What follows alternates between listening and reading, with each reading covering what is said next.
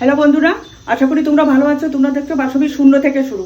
আজকে আমি ডিমের ভাপা করছি। দেখো, দুটো ডিম নিয়েছি, তার জন্য একটু ফেটিয়ে নিচ্ছি।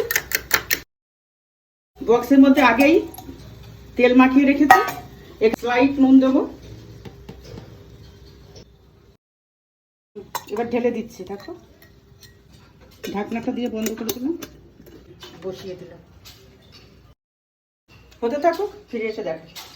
এসেছে, এই দেখো, এই যে ওটা বের করে নিয়েছে। এবার একটু ভেজে নিই। এই যে এক এক করে তুলে নিচ্ছে। গোটা জিরে,